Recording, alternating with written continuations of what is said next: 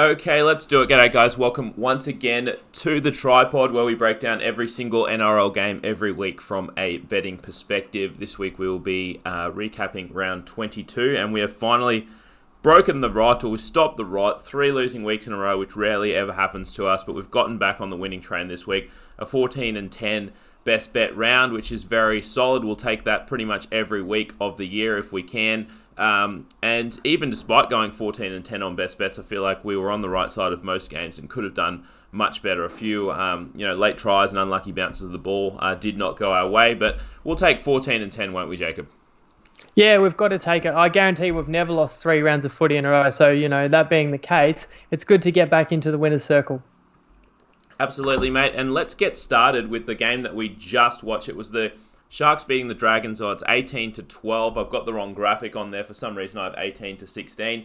But yeah, just a really ugly game for us. We didn't have a best bet on this game. We did think that the Sharks would most likely be too good, but the line was around 8. A lot of errors from both teams. I guess, you kind of expect Sharks to kind of go on with it. They've got, a lot to play for, top 8 hopes. But this is a rivalry game, and the Dragons did, fight hard, which we expected them to. But yeah, just a lot of errors, sloppy play from the Sharks, and we know, what they can do when they're fully healthy and they're on song. We've seen them, carve up teams this season. But this one, they were just a bit, just came out a little bit flat, I guess. A lot of missed opportunities in the first half. To be fair, the Sharks could have won this game by 30 points, and they could have been up by 30 points in the first half alone. A lot of butchered chances, but just a massive win from a Sharks perspective in terms of top 8 hopes.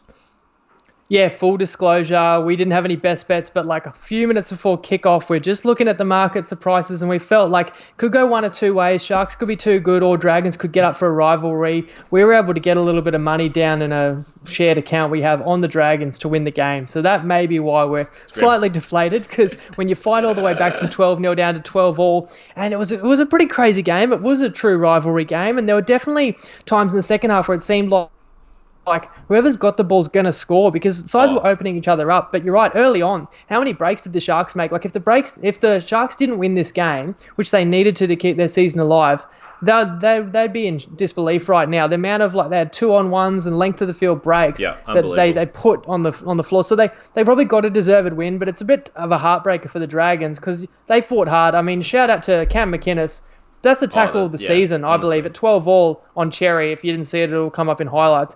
That showed that the Dragons fought their asses off, and that's why we ultimately didn't lay the points with the Sharks. If we did, we would have lost. Yeah, absolutely. And let's rewind to Thursday night. We had Manly beating the Tigers 32 points to 12. We had 4 best bets on the game, went 2-2. Manly just too good in this one, and I really thought that this was do or die for the Tigers, and I even tried to talk you maybe into taking the Tigers, and luckily you said no because, they got smoked in the end.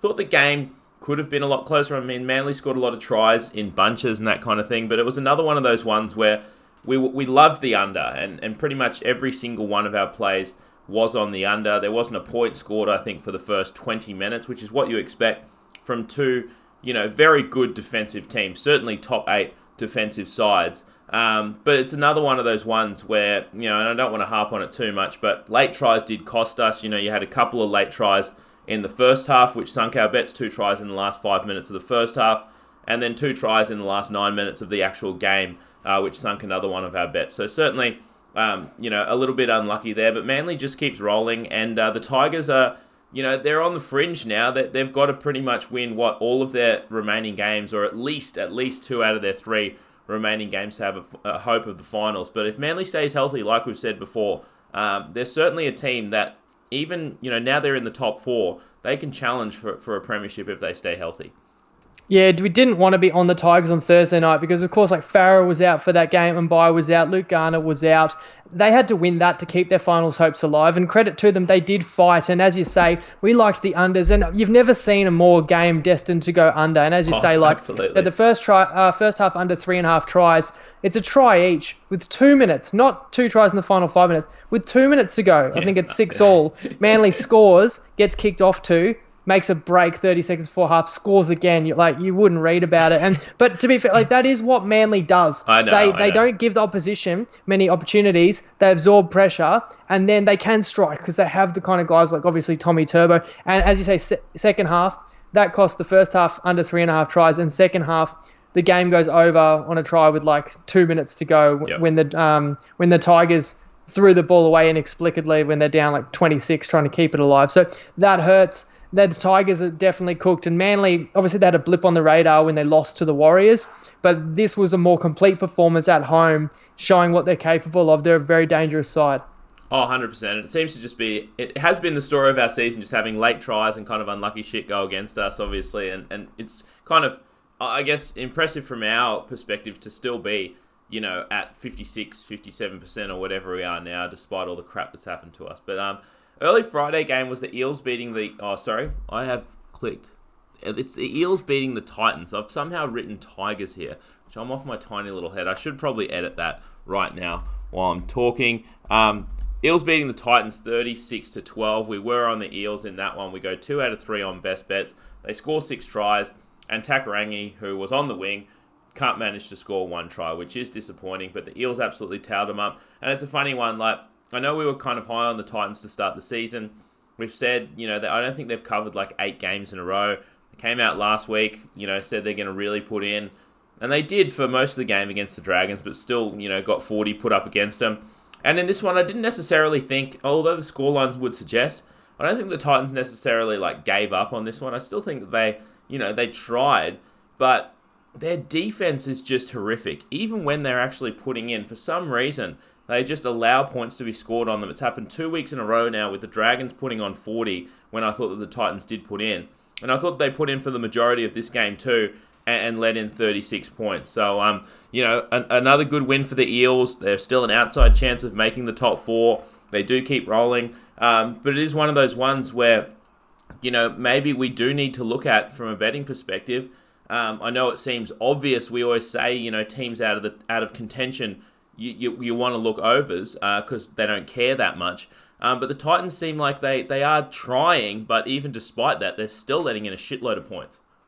Yeah, I thought their defense was weak, at least late, but I thought it was a very complete performance by the Eels. They did not underestimate the Titans. What you don't want to do is give a sucker an even break and turn up a bit lackadaisical and give them easy opportunities. So I really felt that Brad Arthur had his troops really, really focused on a strong start, give the Titans nothing. And I think it was, relatively even, a bit of an arm wrestle early, and the Eels were fine with that because their class was going to shine through, and it was a very comprehensive victory for them, and they'll be happy that they get a complete performance. I know they were still a bit upset with the amount of penalties they gave away, but you win a game by 30 points away from home. That's better than we spoke about how the Eels weren't putting opponents away. And the Titans, they're also limited by the troops that they've got on the field. And it is tough when you play against a good side that shows up for the game. Oh, 100%. And then next up, pretty much the only game that we were incorrect on this week was the Broncos beating the Panthers 24 points to 12. The Broncos, they did deserve the game there, I'll be honest. The Panthers did not show up for this one. They did not play anywhere near as well as they did last week. Obviously, we couldn't really expect that because, as we said, we thought that the Panthers played, one of their better games of the season last week. But we thought, even though the Broncos being at home, catching the Panthers as underdogs in what was a pretty much must-win game for both teams, we kind of trusted, the Panthers side and especially the halves a little bit more than the Broncos. But the Broncos certainly showed up for this one. And once again, it was just I didn't think that the Panthers played their best at all or anywhere near their best, to be honest. I thought that, not only Maloney, but I thought that Cleary he almost was a passenger. I mean, there were certain sets there where, Cleary would not even touch the ball, which is, unforgivable. You need your halves to have the ball in their hands, and I think he wasn't demanding the ball enough. So Maloney and Cleary certainly weren't good enough, and the Broncos forward pack shone through. They really did. Despite everything, despite, the Broncos scoring a try shorthanded 12 on 13, which fucking never ever happens if we actually bet on a team.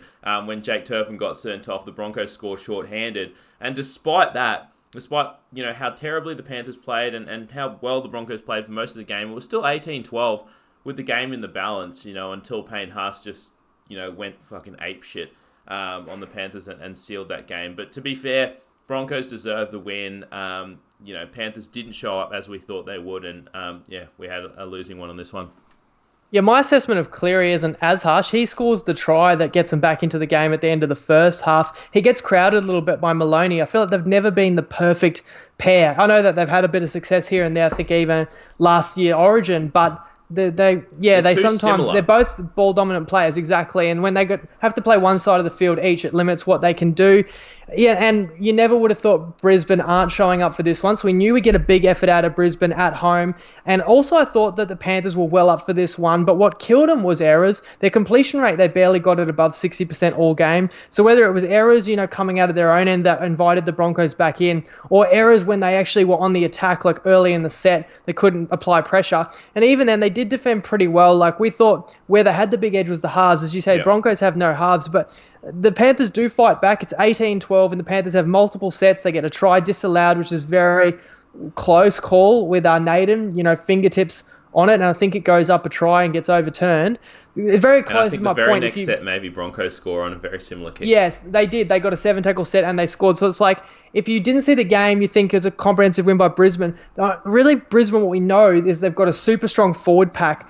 And I feel like if they need to chase points, that's a different story. That's a different proposition because their halves are limited. But when they're front running, then they can create points when the other team's getting a bit desperate, trying to force the issue. And that's what you kind of see, where the game ends up getting finished by Payne Haas's run breaking through. So that's a huge win for Brisbane. It puts them in the box seat to make the 8. I wouldn't give up on Penrith yet. I didn't think they were that bad, just sloppy. Fuck, if Broncos could get some playmakers there, honestly, it's been multiple weeks in a row now where big forwards have just had awesome tries all by themselves where there is nothing going on. Payne Haas, David Fifita, if they could get some halves in there, they would be a very, very scary team. And now, finally, we get on the right side of a game and we actually sweep it. It was the Knights absolutely obliterating the Cowboys, 42-6. Had 7 best bets on the game and we do win all 7. Just a clinical performance by the Knights, and we've said this before about this Cowboys team. We know that they're out of contention for the 8 now, but they're still, putting in efforts. But the thing is, even if the Cowboys are putting in effort, the way their team is constructed and the playmakers they have, they just find it very hard to chase down points. So the Knights, they're up 18-6 at halftime. And at that point, it's almost a foregone conclusion because this Cowboys team is just terrible at chasing points, and we saw that. And once this Knights team, gets the wind in their sails and gets some confidence, we saw what they did in the second half. I mean, what they put in, 24, unanswered points, which is very, very good performance. Ponga played well. Mitchell Pearce played well. I think they both scored 2 tries each. Maybe they were even the first 4 tries that the Knights scored. But yeah, this Cowboys side just had no go forward without Jason Taumalolo, and that's when we pulled the trigger because obviously, the forward pack of the Cowboys, especially with Jason Taumalolo in, is certainly their strength. And without him, even though they look decent on paper, they just really struggled to get some go forward without him there. But the Knights, keep their final 8 hopes alive with a very impressive performance. Yeah, I've been saying all season, the Cowboys are a very limited team. And go back through the Cowboys season, look at all the games they win. I mean, they never blow the opponent off the park. They only can win in a grind fest. They can only win when they muck the game up and ugly it up, as they did just a month ago, 5 or 6 weeks, a month, roughly, when they beat the Roosters. Yeah. But it's just like, and that's really, the only way they can win. The Broncos too, Yeah, and if they had, it would have been another one of those ugly grind fests. Yep. That's how they can win. And that was the only concern, that they could do that to the Knights. But if the Knights could match their will, the Knights were always going to have a bit too much class, especially, as you say, we knew Taumalolo was out, Maguire suspended as well. So there was no excuse for the Knights. I know I said I'd be very worried of the Knights about to give up, and I'm worried about how impotent the Knights attack had been. But you get a home game against such a limited Cowboys. That's the best medicine. And they needed that one. It keeps their season alive too.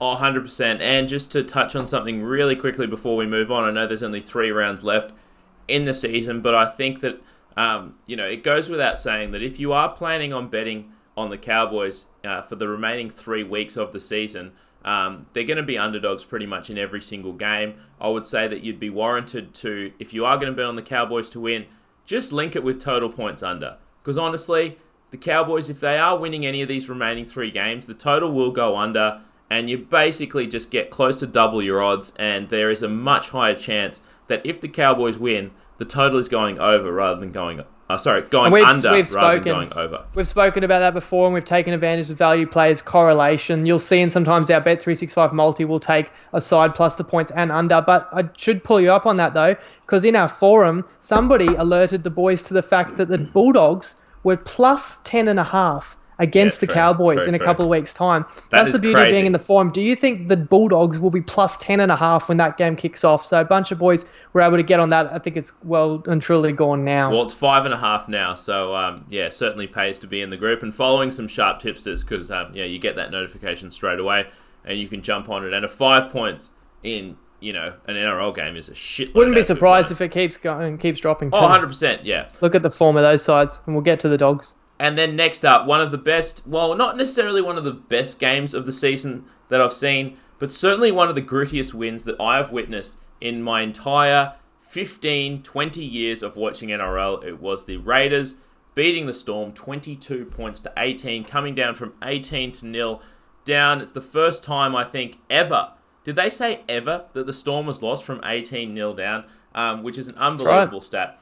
I mean, everything. We were on the Raiders in this one, obviously, as you can see on the board. Pretty much everything went against the Raiders in the first half, except for a late try. You have 2 sin bins in the first 30 minutes. Of course, while those 2 players were sin bins, you get 2 tries as well.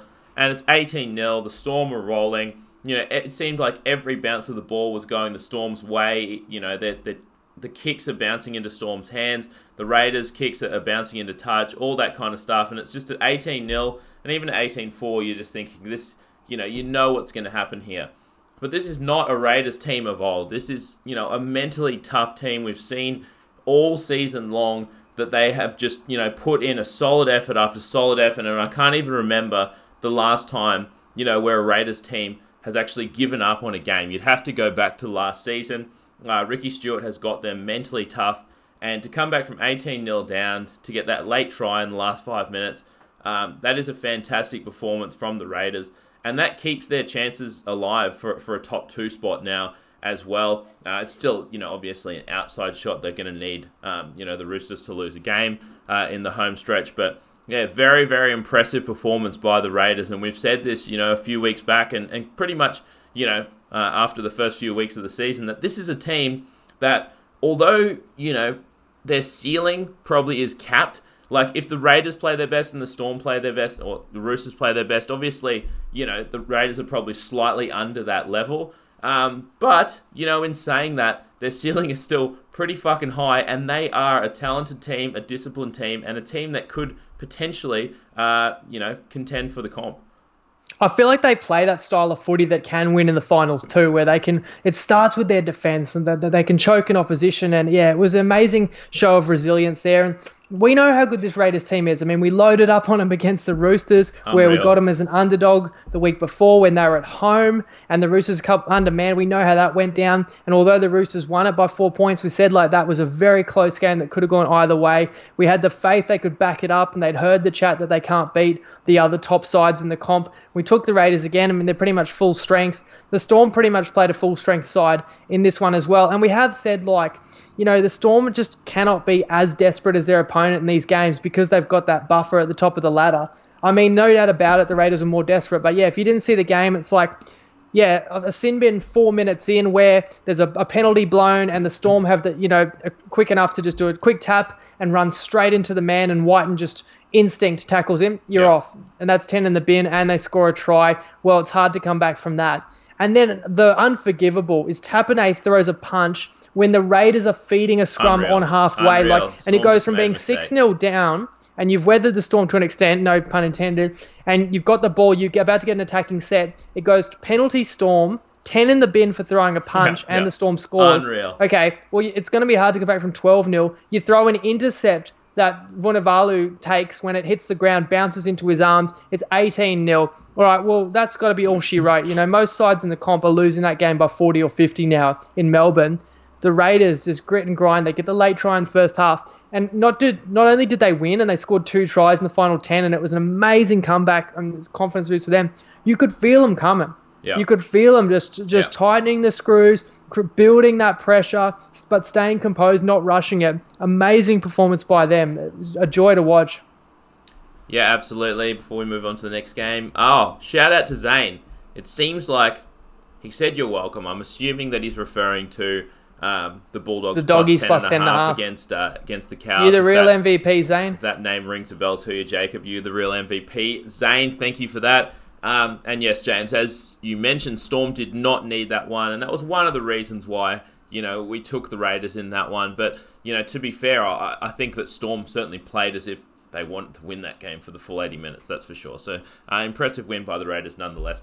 Next up, pretty surprising result for most. Bulldogs beating the Rabbits 14 points to 6. Jacob, I need to apologise to you. I know that you wanted to take the Bulldogs here. It's not as if I loved the Rabbits, but I just thought the line was fair. And you get a 10-point underdog that wins the game outright by 8 points. Just watching this game, and it's funny, like, the Dogs, what's that? 5 out of their last 7 games that they've won.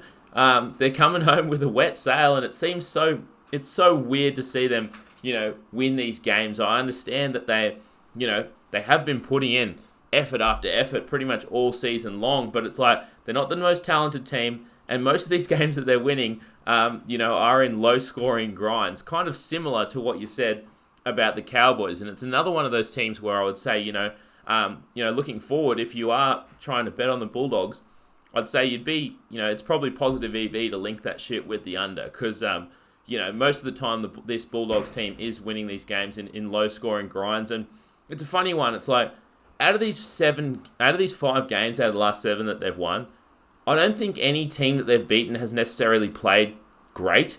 It's almost like, and I don't want to be like shitting on the Bulldogs, but it's like these teams that they play, they like, not that they lull them into like a false sense of security, but it's like all these teams that seem to drag them down to like kind of their level. Like all these teams that they're beating are definitely not playing well. But yeah, it's another one of those ones where very, very bad loss for the Rabbits, and I think they drop out of the top 4 now, and it's going to be an uphill climb for them to make the top 4 now after they were pretty much sitting, at the top of the ladder early on. But very, very impressive for the Dogs. Props to them. They've been pretty much out of contention for the 8 for a long, long time, but they just keep putting in effort after effort. Yeah, what did a dog do to you at some point in your life? Because I know you just despise the Dogs. And, I don't. And I said to you before the round, I said, if this Dogs was just pretend this Dogs was a top 8, this Dog side was a top 8 side, so you didn't have to just dismiss them and say they're not playing for anything. And you interrupted me and said they'd be the worst top 8 side in the league. And that wasn't the point I was making. I'm saying, like, you got like Josh Jackson would have played Origin every season if he was in a successful team. I like a lot of the talent in the outside backs. Let's talk about Wateni Zelezniak. It's not a coincidence. He got there, and he's been there in all these wins. And fullback, we speak about what an important position it is. Wateni Zelezniak is a battering ram. Every run, he's honestly hurting the defence when he charges back. And I've made this assessment of the Bunnies, that Dwayhe is a perfectly fine, serviceable fill-in, and he doesn't let you down. But they're missing that spark at fullback. Yep. And, look at other teams like Brisbane when Boyd was at fullback. If your fullback is not a damaging runner, it's just so limiting what you can do. Agreed. And that's one of the big issues the Bunnies have right now. I feel like you've got awesome halves in Reynolds. I know he's a bit hurt. Cody Walker. You got the Australian hooker. But without that fullback threat out the back, that's one of their problems. Now for the Dogs, let's give them a bit more credit than just saying the opponent always plays worse. They're leading the league in completions. And that just means they're giving limited opportunities to their opponent because they're not beating themselves. They're just getting to their kick. They're holding the ball, holding the footy, and making the other team work for it. And you mentioned a lot of these games are going under because there's not opportunities for the opponent. Now, completions can be an overrated stat. There's no point just one off to a prop every tackle and kick. You're not going to score any yourself. But they really are taking care of the ball, and it's giving them a chance every game. And yeah, mathematically not even out of the 8. But the funny thing is that if they can bring that effort and desperation and tackle their hearts out every week, why can't other teams that are still, fighting to beat, to make the 8, or just teams fighting for pride? But yeah, respect to the Dogs. And I mean, Sammy Burgess got a strain on the quad late as well. So there's a few dramas in Redfern for the Bunnies. Yeah, we've said this before. It's like when this Souths team is fully healthy, they are one of the most dangerous teams in the comp. But certainly, like you mentioned, you're still missing Alex Johnson and obviously Sam Burgess' injury now. They're certainly not fully healthy. One that I twisted your arm into that I obviously regret now was the Roosters beating the Warriors 42 points to 6. I thought that the Warriors would show up here. They fucking did not. watched the full 80 minutes of this, and honestly, I know that you might disagree with me, Jacob, but I watched the full 80 minutes of this. The Warriors were not hitting the ball up with half the conviction that they were last week. They looked lackadaisical. They looked like they didn't want to fucking be there. Their sets, they were not making more than 50 meters in most of their sets, which, other teams can. It just looked like they were resigned to the fact that they were going to lose this game right from the first whistle. I understand they scored the first try, but literally after they scored the first try, it was a Roosters domination. And that's what the Roosters can do to you. We know that they're the most talented team in the comp. We said at the very start of the season, there hasn't been a back-to-back premiership winner, but this is a very good chance for this Roosters team. They're certainly the most talented roster in the comp. But, from the Warriors, this is a pretty much must-win situation. You get a confidence-boosting win last week as an underdog, and, you turn up with a steaming pile of shit after you score the first try in this game. But, yeah, it's another one of those ones where it's just like talent won out, and the Warriors just did not seem like they wanted it as much. It's like if you score the first try, you should be running that shit as hard as you can. Every single run, every single tackle, your season is on the line. But, yeah, once again, we've been proven by the haters wrong that we should never trust the Warriors. And certainly that was proven true today. Yeah, their effort was, I thought, not right. It was always going to be a tough one. I mean, I felt like they relieved a little bit of pressure off themselves because I think they'd lost 6 straight at home and they came out with a great effort against Manly. But again, they're another side that's front runners. I mean, didn't they get up 18-0 against Manly? It's a bit easier to run it hard and tackle hard when you've got the ascendancy. But they are mentally weak when things go against them. And yeah, I mean, they're not making the 8. Try though, you fucking. But we said before this game they're not making the 8. They've still got, I think, Raiders and Bunnies, although Bunnies might not be as tough, but maybe even Storm to come. So their season was probably already over. And I mean, at least they still covered the first half. And actually, I don't even want to just put it down to the Roosters are too talented. I feel like that sells them short. They're so well coached and they work together so well as a unit because go through the Roosters roster 1 to 17. I mean, half these guys weren't in the NRL in the last couple of years. They're bringing through these guys like Verrills and, Tupanua. They're bringing through youngsters, and bringing in guys like who people would have thought had passed their prime, like Brett Morrison. It doesn't seem to matter. They work so well as a unit. The only Warriors try is a try, if a grubber kicked back inside and RTS gets there first. The Roosters just frustrate their opponent because they slide so well in defense, never get opened up. And the Warriors, I think they were fighting-ish, because they got the first try, 12-6 kind of in the balance, and it was 12-6 at half-time. But as soon as the Roosters got the third try, then the Warriors folded like origami, and we had plus 14.5. I mean, yeah, that's unfortunate. We thought they'd show a little bit more, but we knew they had to start well, and they didn't start well enough. Yeah, exactly right. And that is going to do it for the round. We're back. We finally won another round, which is, it's funny, it seems like we're obviously stoked, and we are, we're relatively happy to go 14-10. It's not the best round by any means that we've had, and it's not the best round we're going to have. It's, it's a decent round by our standards, probably an average round by our standards, but after a few weeks of bad luck and being on the wrong sides of some, it's certainly good to get back in the winner's circle, that's for sure. So, thanks again, guys, for tuning in. Only 3 weeks left of the NRL, so it's going to be an exciting race home over the next 3 weeks. Top 2 is still up for grabs. Top 4 is still up for grabs. Top 8 is still certainly up for grabs. So certainly motivation and that kind of thing is going to come into effect in the next 3 rounds. But we'll be back here 6 p.m. Wednesday night to break down round 23 in the NRL. Make sure you've downloaded the Tripod app. That's where we post all our tips. And you can find other expert tipsters on all sorts of stuff. MMA, heaps of MMA tips in the Tripod app today. Someone landed a $195 horse racing multi over the weekend in the Tripod app. What's his name? Bookie Dog. Jacob, am I correct? If you want to give That's right, Bookie Dog. Shout out to Bookie Dog. Shout out to Bookie Dog. Download the Tripod app. Give Bookie Dog a follow. $195 horse racing multi that he landed over the weekend. And make sure you're in our group, obviously. A link is in the description to this video. Jacob, anything else you wanted to add before we get out of here on a Sunday night?